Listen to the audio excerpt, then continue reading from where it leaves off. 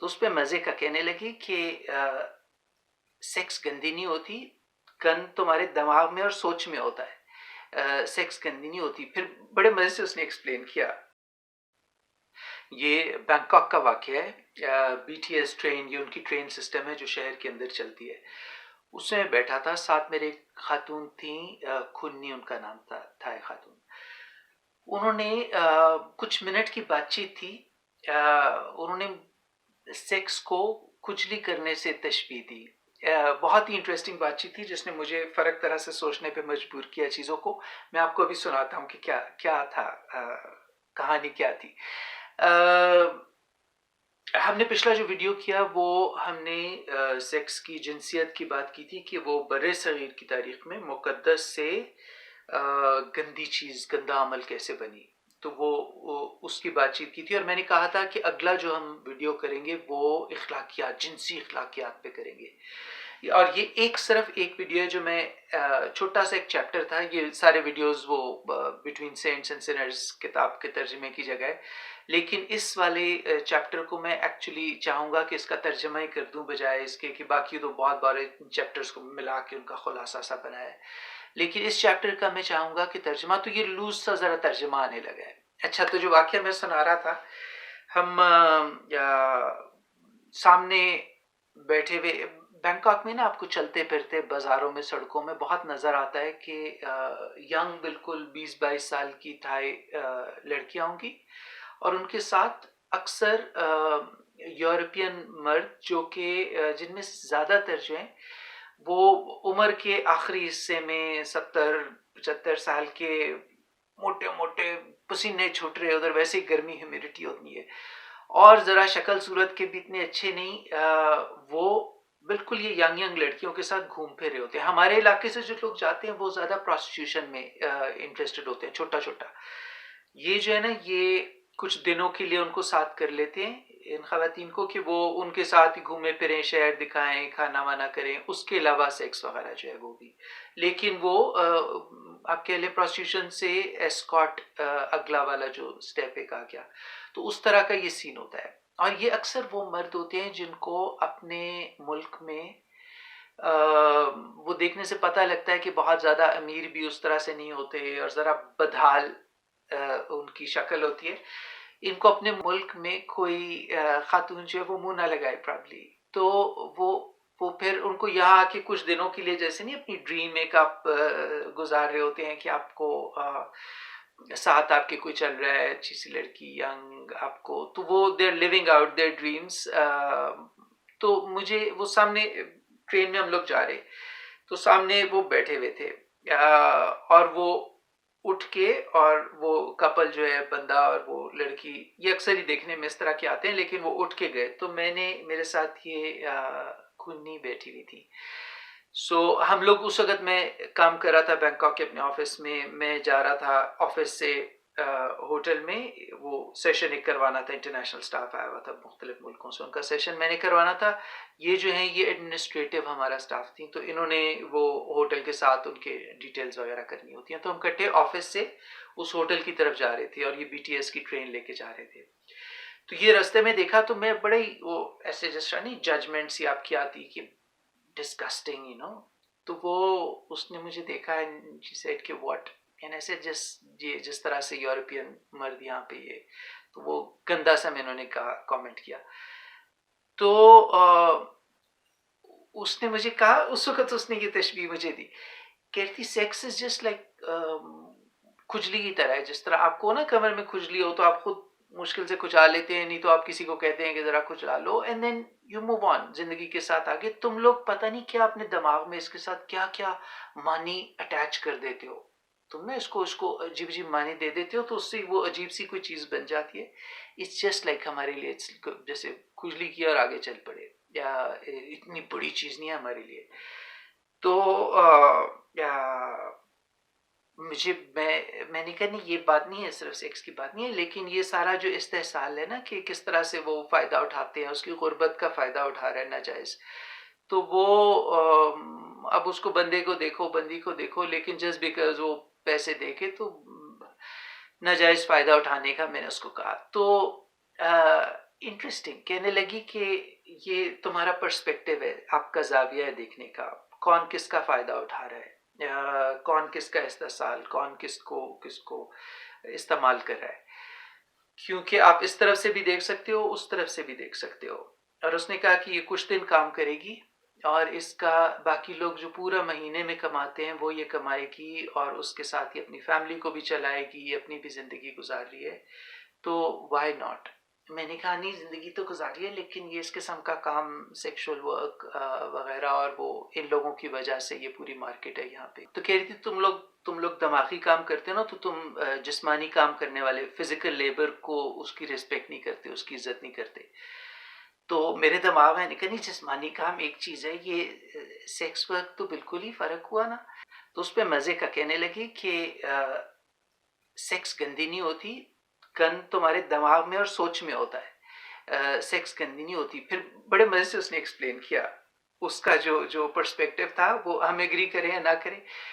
कहती है तुम सांस लेते हो, खाना खाते हो, सोते हो, पानी पीते हो, ये सारी चीज़ें जो है ये जिस्म की ज़रूरियात होती हैं, ये अच्छी या बुरी नहीं होती, ये हकीकत है, ये नीड्स हैं बॉडी की। आप उसको, सेक्स भी बिल्कुल उसी तरह है। आप अगर ये नहीं सोचते कि मैं पानी सुबह पीऊँ कि शाम को पीऊँ, 1 ग्लास पीऊँ, पानी पीऊँ या शरबत पीऊँ, ये चीज़ों के बारे में आपकी चॉइस है, लेकिन यू डोंट थिंक कि मैं पानी पीऊँ ही ना, क्योंकि वो आपकी बॉडी की नीड है। वो कहती है सेक्स आप 1 दिन नहीं करोगे, 10 दिन नहीं करोगे, वो आपके दिमाग पे असर करना शुरू कर देता है। फिर आप रात को सोते में उल्टे-सीधे ख्वाब आएँगे, आप दिन में गलत किस्म के गंदे वाले फैसले करोगे। आप ऐसी चीज़ें करोगे जिससे आपकी अपनी ज़िंदगी भी ख़राब होगी, दूसरों की ज़िंदगी भी तबाह करोगे, क्योंकि आपके दिमाग पे वो सवार होनी शुरू हो जाती है।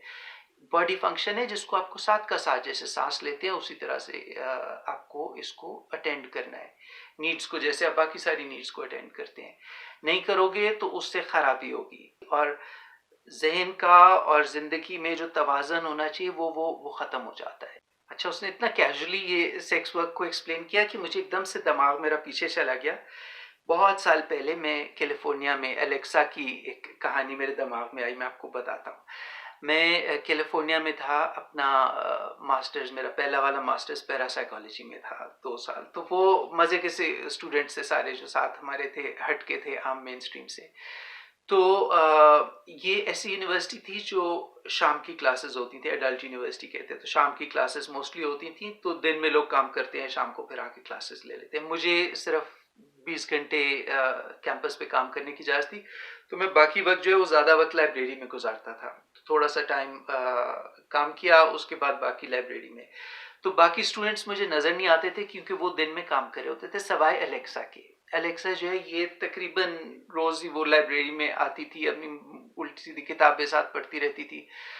तो मैं बीच में एक दिन उससे मैंने पूछा, मैंने कहा सारे लोग तो 9 to 5 जॉब करते हैं, तुम बगैर जॉब के कैसे यूनिवर्सिटी वगैरह अटेंड कर रही हो सारा।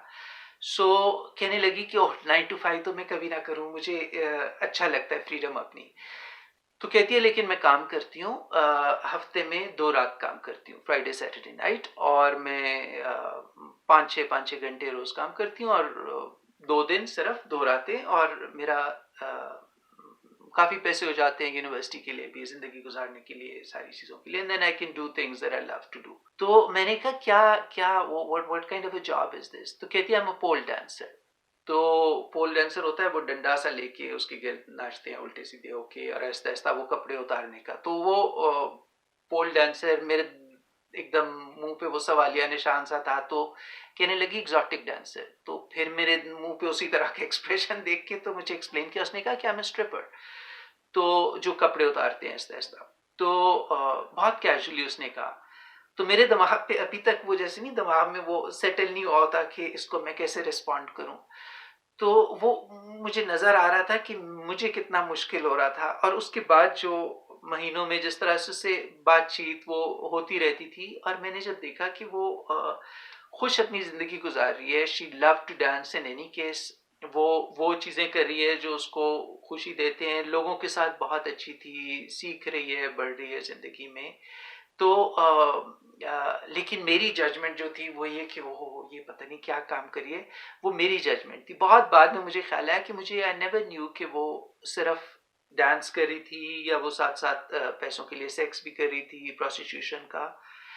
लेकिन द फैक्ट इज़ कि एक चीज़ तो ये है कि मेरा बिज़नेस नहीं है। मेरा क्या काम है कि वो कर रही है, नहीं कर रही, ये कर रही है सिर्फ़ कि वो भी कर रही है कि वो पता नहीं और क्या-क्या कर रही है। It's none of my business एक।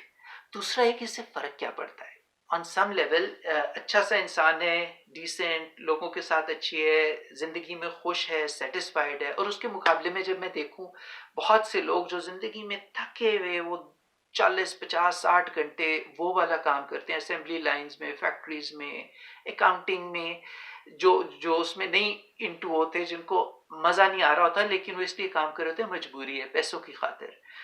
तो अपना आप जिस्म बेचते हैं, वक़्त बेचते हैं, जो भी बेचते हैं लेकिन बुरे हालतों में और उनकी शक्ल पे, उनकी ज़िंदगी में थकान और एक वो जो होती है ना बिटरनेस सी नज़र आती है। उसकी निस्बतन मैं इस तरह किसी को देखूँ तो उसमें बुराई क्या है ऑन सम लेवल ना इंसान सोचता है कि वो हमारी जजमेंट आती है लेकिन she was very happy in her life.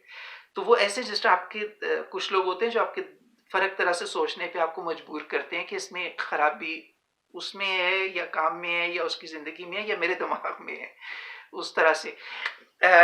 Prostitution से रिलेटेड मुझे एक और चीज़ उधर बैठे-बैठे ही मेरा दिमाग इधर-उधर चल रहा था। उसके बाद फिर थोड़ी-सी और हमारी बातचीत चली कुन्नी के साथ भी।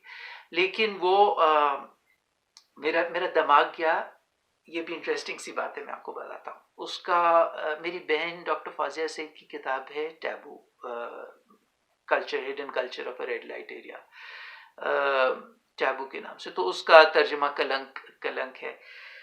तो उसमें उसने वाक़या एक लिखा हुआ है, बहुत ही इंटरेस्टिंग मेरा हमेशा वो गूज़बम्प्स मुझे मिलते हैं जब जब मैं सोचूँ। कोठी का सीन है वहाँ पे एक बंदा पी-पिला के वो ज़रा जोश में आके और गाली-गलौच और हल्की-हल्की मार-पीट जैसी शुरू की। तो जो कोठे की जो बुज़ुर्ग होती हैं खातून मैडम जो, तो उन्होंने अपने साजिंदों को कहा कि इसको उठा के बाहर फेंको। और जैसे वो उसको निकाल रहे थे तो उसको उसने बोला कि तुम घर जाके और अपनी बीवी के साथ ये सलूक करो। या वो तुम्हारे निकाह में है, उसके साथ तुम ये कर सकते हो, हमारे साथ नहीं कर सकते। यहाँ पे जो कुछ है ये हमारी मेहनत की कमाई है। हम अपने मेहनत से कमाते हैं, ये घर हमारा है और यहाँ हम इज़्ज़त से रहते हैं। जाओ जाके अपनी बीवी के साथ ये हरकतें करो। अभी भी मैं बोलूँ तो वो रोंगटे जैसे ऐसे खड़े होते हैं, क्योंकि वो सारा हमारा जो इज़्ज़त और वो है ना पर्सपेक्टिव मेहनत का और उसने कहा मेहनत से काम करते हैं और इज़्ज़त से अपनी छत के नीचे रहते हैं।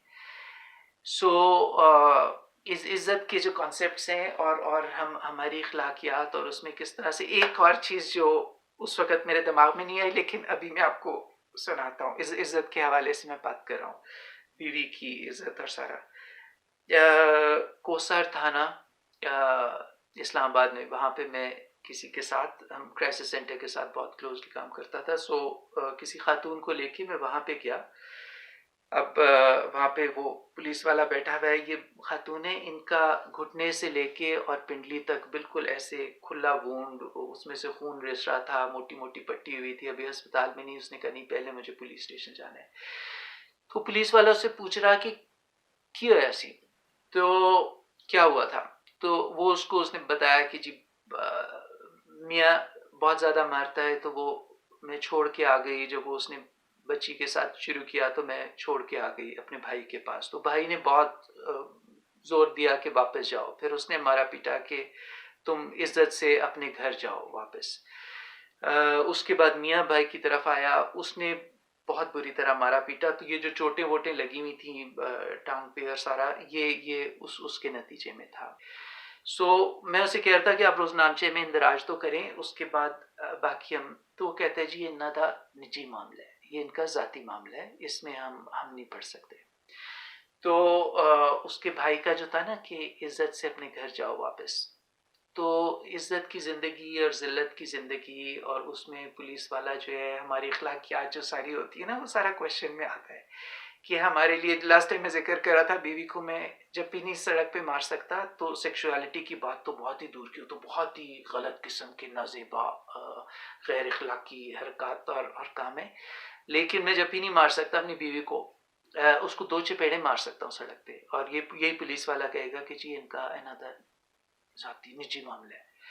तो वो ना पर्चा चर्चा करना, रोजनामचे में डालना तो दूर की बात, वो रोकेगा भी नहीं मुझे कि, और तो मुझे कहने लगा कि जी को वजह ही होगी ना लड़की है। तो मैंने कहा वजह जो भी हो, लेकिन एक जुर्म, एक एडल्ट दूसरे को मारा है, जुर्म हुआ, आप रोजनामचे में डाल दें।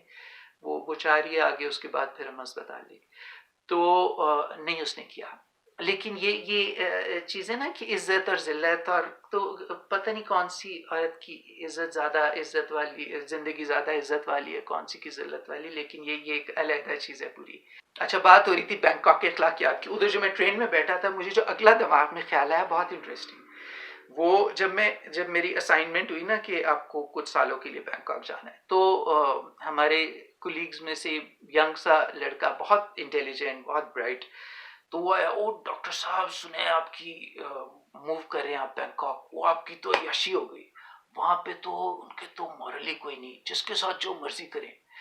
तो मतलब उनके इखलाकियात कोई नहीं है, जिसके साथ जो जो दिल करता है करे।